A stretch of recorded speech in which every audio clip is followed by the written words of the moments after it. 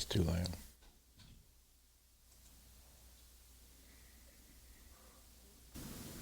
This is the Unscripted Podcast. We're live. Did you get it? Can you hear me? I got it. You got me? Yep, we're good. All right. Thank y'all for joining us today. And Chris came up with our topic, and we got a new TV. Yeah, we're a little late coming on. We're trying to get our TV. We decided at our normal shooting time we were going to put the TV up here. Yeah, I don't know why we don't decide to do those things at like Tuesday afternoon. Because something. it would still be 3 o'clock, no matter what. When you texted me and said it was 1:20, you said I'm on the way to the building. Or it was 1:10. Whatever it was. I said I've been here since 7. I literally had set my phone on my desk down from getting here myself. And then I told you were beautiful. Yeah, that's well. You didn't lie about that. You know, I was one lie. I said I've been here since 7. I've been here 5 minutes. I was getting here. I thought Chris would have it all set up. We're ready to go live. He's like, "Hey, you want to hang a TV today?" Well, now what we've done is we've just provided job security for Chips guys. That's right. You know, so now they can come in here and hide our wires, so it's not looking all jacked up in the background here. Yep. So for those of those of you who are on Anchor or on Apple Podcast, what else are we on? Spotify, Ministry League app. Yep. We really just want to thank all y'all too for allowing us to be on there, and so I guess our people who are looking at video, they can see the topic for the day. But why don't you tell them what it is? You came up with it. Yeah. This idea that we've got, we come up with. Actually, you come up with it, but the not telling each other the topic beforehand. Mm-hmm. You know, that I've got like 400 of these in my head now, by the way. Cool. Right. And so this was the one that I thought about because I had an interesting conversation with a guy the other day from back home. And I was thinking about this topic from when I had that conversation. And the topic is, what would you have said to yourself 20 years ago? Yeah. And last week we talked about restoration. Mm-hmm. You know, and the reason why you need restoration is because you've gone too far. You messed something up. And you know, have you ever thought about this before? In the biblical narrative, when it uses terms like a faraway place, like Naomi goes to a faraway place to Moab, mm-hmm. That's not a faraway place in the far as geographics. You know, when the Bible uses that the term faraway place, it's just they've gone so far away from God. And so when you see, Naomi had gotten away from God for sure. Yeah. It's that Naomi had went to the land of Moab, and I mean, really and truly, the land of Moab just kind of almost is part of Israel. If you really, look at the way Solomon, when he expands his kingdom and kind of engulfs part of it at one point, and so, Moab is not like it's going from Israel to Beijing, mm-hmm. right? That's kind of what gets painted in your mind is like this real far away place. It's the same thing as when we had those ladies here Sunday, and I said we had 2 ladies from Pasadena, and you asked them. You said, "Are you from Pasadena, California?" Right. And somebody said, "I don't remember." Yeah, she's like, "No, Texas." Yeah, exactly. Yeah. Wrong one. And her friend listens too. And it's because somebody said right after that, well, if they were from Pasadena, California, they wouldn't have been with us Sunday morning. Right. Yeah. And that's the faraway place. We think about, all the different political views and the different stance that people would take on morality in California versus in Texas. Yes, exactly. That far away place. Yeah. And so, what would you have said to yourself 20 years ago? Because, the 20 years ago is the one that leads to when I was in school, there is one of the things that we started doing, you're homeschooling your boys now. Mm-hmm. And do you have this challenge with them of trying to get them to see, my boys, maybe it's just the Donovan boys, but tangibility. Like, why are we doing the things that we're doing? Right. It's easy to get them the things to do that they like to do. Like, Aiden loves history. So when we're sitting down to do history, he's like, "Y'all be quiet. Be quiet. We're talking about, he's the utmost important." Yes, exactly. But when we're going to sit down and we're going to talk about, adding and subtracting, dividing fractions, and it's like there is just, you can't get them to see the tangibility of it. And when I was in school, I remember we were working on trigonometry. When we were working on these things, it was to be able to understand angles and I remember trig. Yeah, all the different I didn't take it, but I remembered it. Well, the thing that we did was I had my teacher was out. He was getting a kidney transplant. So he was out for like a month. Well, they brought in this old guy, and he was just like half kooky, come in with his shirt untucked all the time. And half the class was telling you stories. Mm-hmm. And he was a scientist from NASA. He had been a scientist at NASA. Oh, so he did know trig. Yeah, he was sharp. I mean, but you look at him and you think he wouldn't be able to find his way home. Right. But what he talked about is he started talking about the ENIAC computer. Well, you go to DC, they have the ENIAC computer, ENIAC. I think it's an acronym for something, and I don't remember what it was for. But it was designed for one thing. It was designed to be able to calculate missile trajectories. So you can take an app on your phone and do it now, or even the little calculators like Realtor sends you. You know what I'm talking about? Like the little advertising calculators and stuff like that. All that's free now, but the ENIAC computer.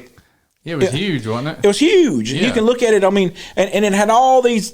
It was a series of tubes and knobs you had to turn, and I think it was 100 this way and 100 that way.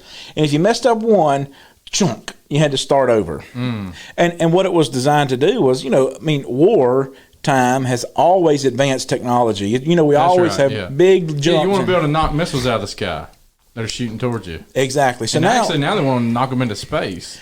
Exactly. So the idea behind it is how are we going to calculate the trajectory of a missile from here, right? And we're going to shoot one to Moscow. Mm-hmm. And not only are we going to shoot it to Moscow, we're going to shoot it around the Earth, right? So now you have an arc. So now you got this parabola, right, that's in there. And so you have all these things, but what it was designed to do... Yeah, this is what I'm interested in. Where are you going with all this?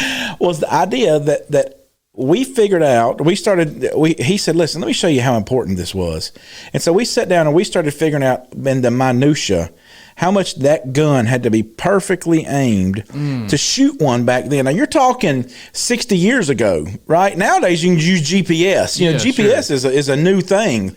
But, the Cold War, they had to be perfectly precise because you're talking about the difference in Moscow and China. Oh, yeah. Mm-hmm. And so 20 years ago was when you needed to have those conversations with yourself about whatever it is, right? Mm-hmm. Because it's a lot easier to have a little bit of rudder away from the shore than it is a whole lot of rudder close to the bank. Yeah, that's right.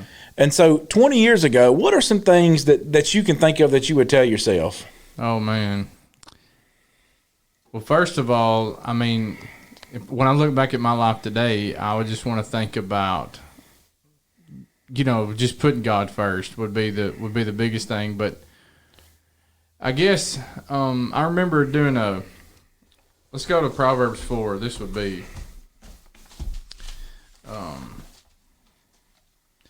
when I think about Proverbs 4, I think about this father.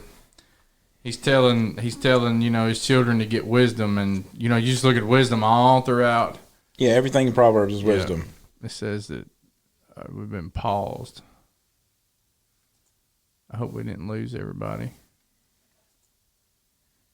Hope we didn't lose you. We had a pause in there for a minute, but when we look at Proverbs, the first few chapters about wisdom. I mean, it's the whole thing you can get wisdom from it. But I look at Proverbs chapter 4, and I just look about. I would probably tell myself about verse 23 through 27. I wish I'd have focused on that more and focused my life more by these standards. And he says, "Keep your heart with all diligence, for out of it springs the issues of life. Put away from you a deceitful mouth, and put perverse lips far from you. Let your eyes look straight ahead, and your eyelids look right before you. Ponder the path of your feet, and let all your ways be established, and do not turn to the right or to the left. Remove your foot from evil." And so if I had to choose, man, we must be having another interruption. I wonder what's up with that. Live video interruption. Anyways, we'll keep recording and then we'll just post it later. But I think our viewers are getting off.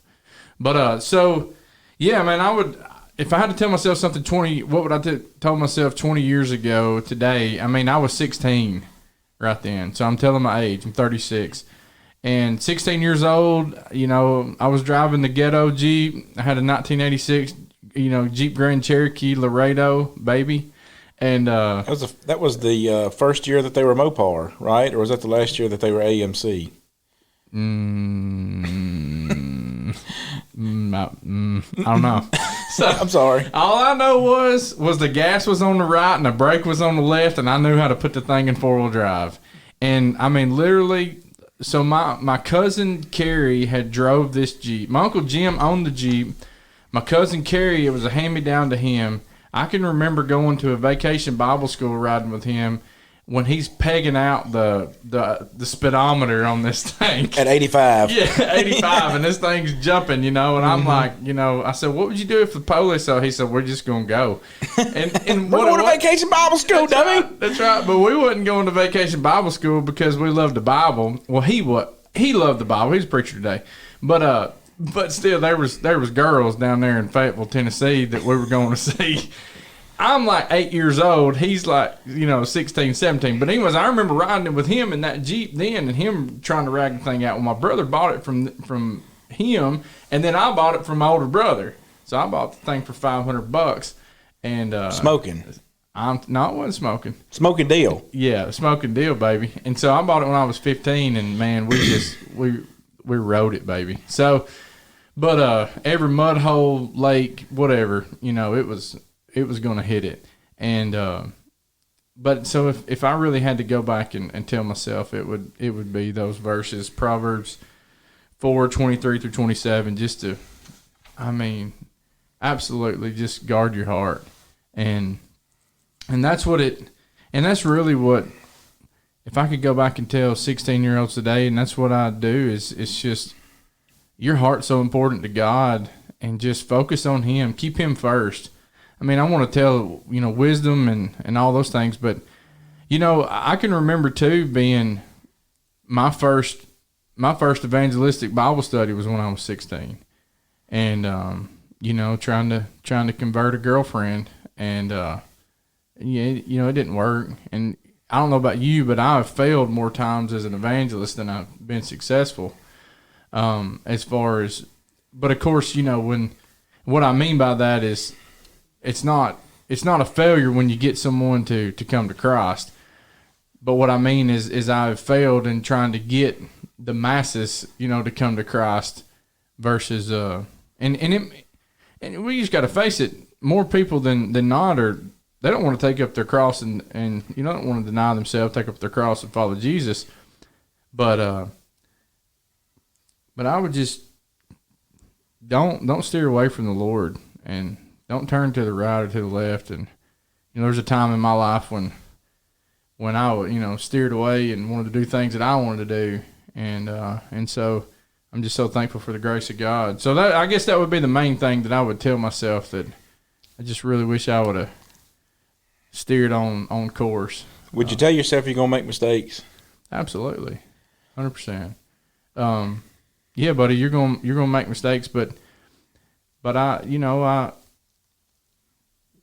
God at one time in my life was a close second, and I was dead wrong, and I was putting me first. But yeah, you're gonna make mistakes, and I certainly did. I made big mistakes, and certainly that those are things that I had to repent of and turn away from and come back to the Lord. I was at church every time the doors were open, but my heart wasn't. My heart would be focused on God right then, but the 2 nights before, it would have been focused on what I wanted to do. So going back to a 16-year-old, we sing the song, remember not the sins of my youth, and so that's what I go back and tell myself. I think that So this boy from back home messaged me the other day, and he said, "What do you think about the Masons?" And I said, "What? You know, that's like, what do you mean, like religiously, or like from a, you know, like what do you mean?" He said, "Yeah, religiously." And you know, I was just trying to think about how to handle that question because, you know, in and of itself, there's nothing wrong with being part of a club, right? I mean, a hunting club, a motorcycle club, whatever. Yeah. Right? In and of itself, there's nothing wrong with those things.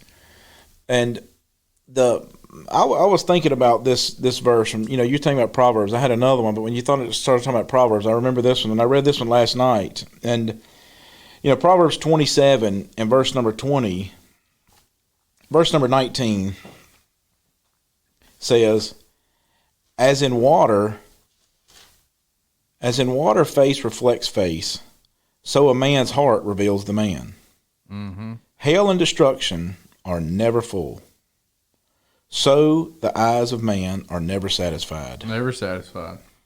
And so I was messaging him. I was just trying to encourage him that, you know, when you start lining up your allegiances in different areas, you start putting things in the basket that, while they may be good and have value in them, they're going to start you down a path, and at some point you're going to have to make a decision. And I told him, and I even used this. I said, "Hey, if you're going to be a Mason, you know, just hope next time you get pulled over by a cop, he's a Mason. You know, you can flash him your ring or whatever. And you're going to get a walk on that one." But the thing that I think about is that there's so many things that I would like to tell myself when I was 20, but there's so many lessons now that I've learned from somebody from the school of hard knocks, right? Mm-hmm. That I wish I'd have known, but I'm glad that I went through. And I'm glad that, you know, some of them are funny and stupid. I mean, like if we could go back, say 25 years, that'll put me at about 15, right? Mm-hmm. And we go back 25 years, and I remember one Friday afternoon, we're going over to the Martinsville Speedway, the racetrack's there. So there was one gas station back then right down the road from it that had it's the first one I ever saw, that had a restaurant. First gas station you ever saw? No. They had a gas station. I know you from the hills. But it had a gas station with a little restaurant inside of it. Oh, okay. Mm-hmm. You know what I'm talking about? Like, it had a Subway and a Dairy Queen. It was a truck stop is what it was. And I used to think that was so cool. Yeah, to go to a gas station and get a hot dog. Yeah, one of the first ones I saw was a Long John Silver's and a Pizza Hut together. Yeah. I thought, but how horrible would that thing smell? So I go in there, and I stand in line, right, because it's the one. So there's a line out the door. It's right after qualifying.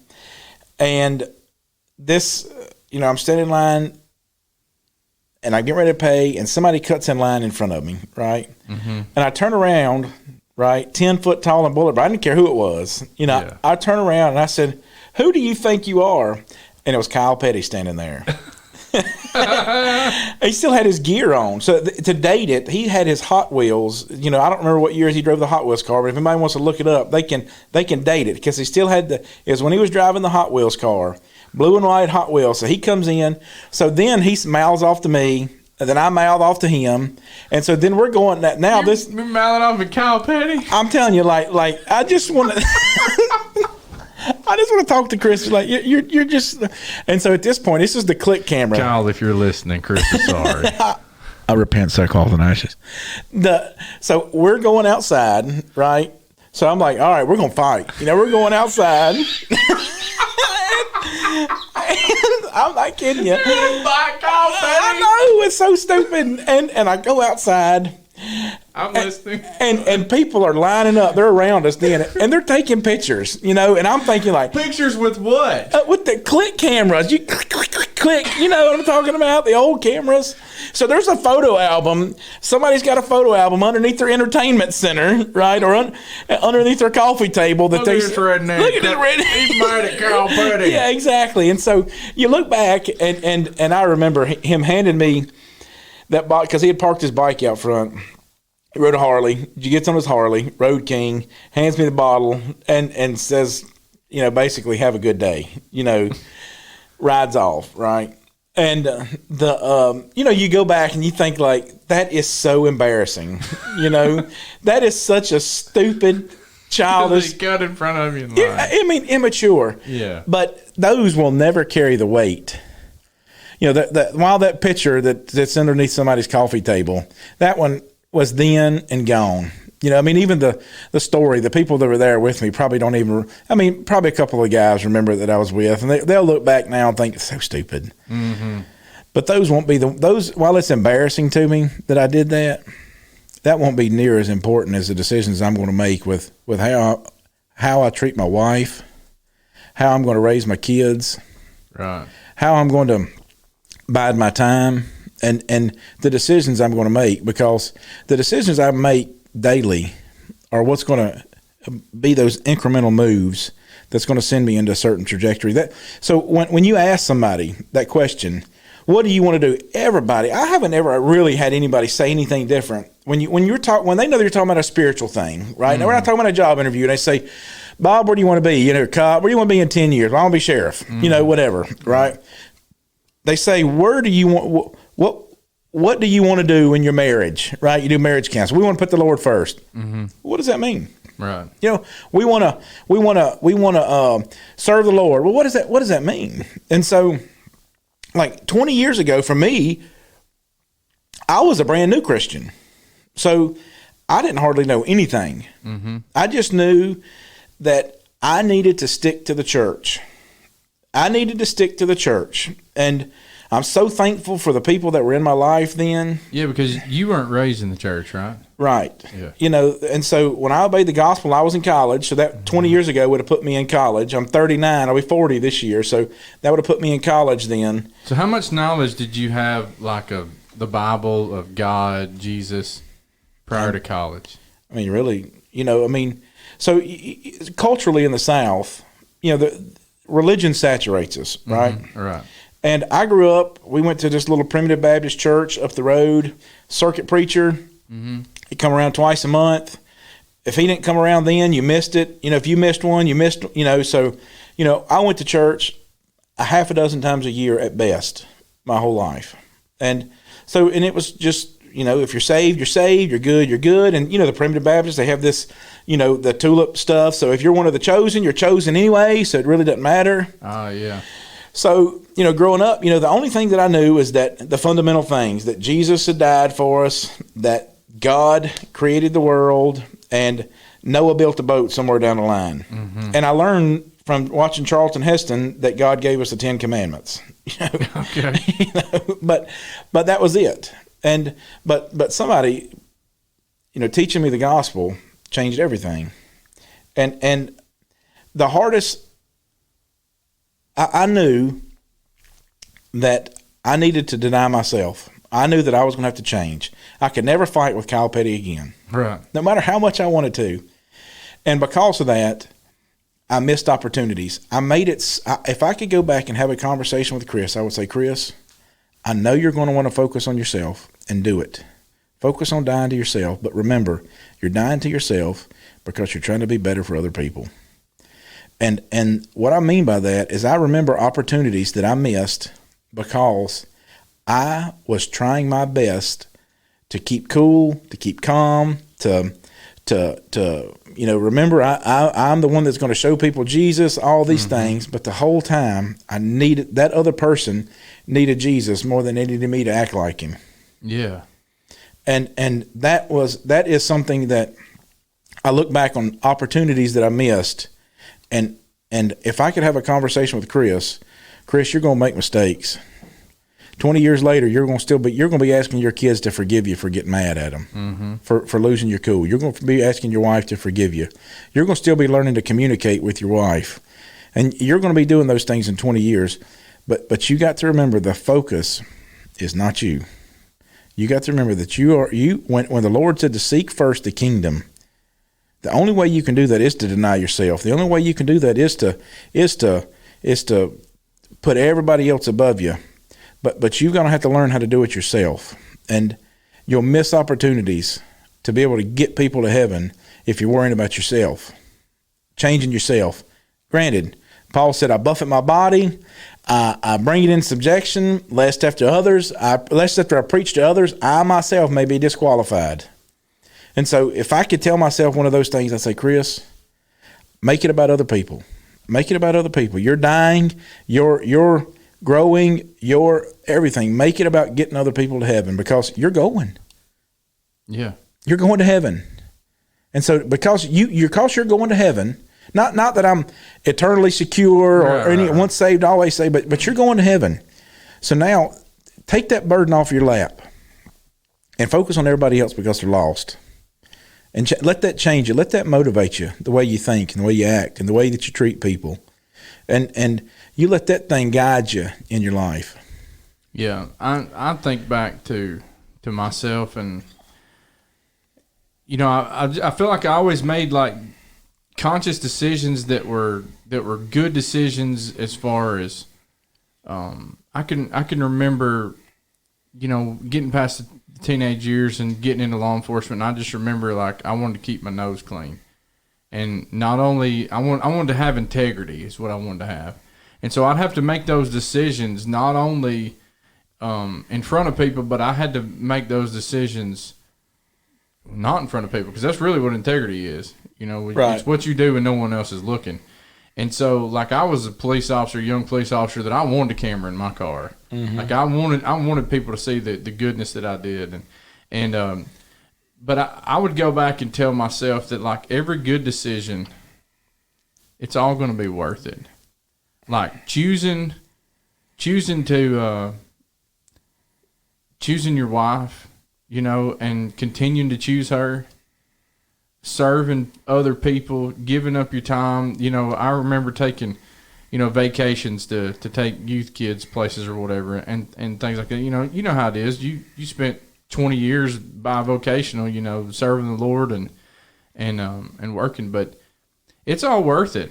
Like every single ounce of everything that you did that was good is worth it, and every single thing that you did that's bad, just learn from it and move on. I even looking back now, out of all the things that when I was doing them, I wanted to do them, but at the time, sometimes they felt like a burden. Does that make sense? Mm-hmm. You know, like I'm doing this thing, whatever it is. You know, I'm in the middle of nowhere in Honduras. I'm here, I'm doing this. I'm doing this for the church. I'm doing this for this person. I'm stuck underneath a car. I'm working. I'm fixing something on, you know, whatever. All those things that I didn't want to do. I look back and I know I could tell Chris that they were worth it. Mm-hmm.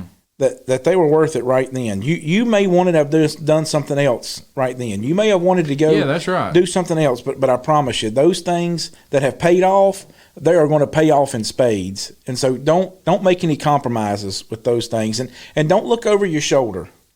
You know, it's okay to look back, but just don't stare at it. Yeah, rearview mirrors are good for one thing. That's looking what's behind you. That's right.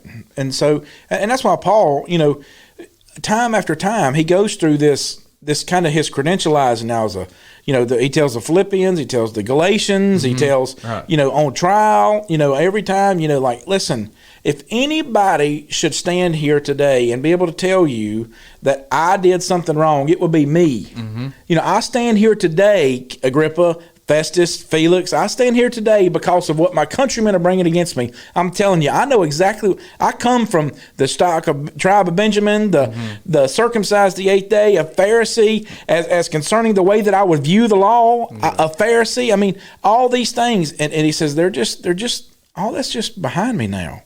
It's just rubbish. It's just garbage. And so all those things that I did, and that's why Paul says I was a persecutor, I was a blasphemer.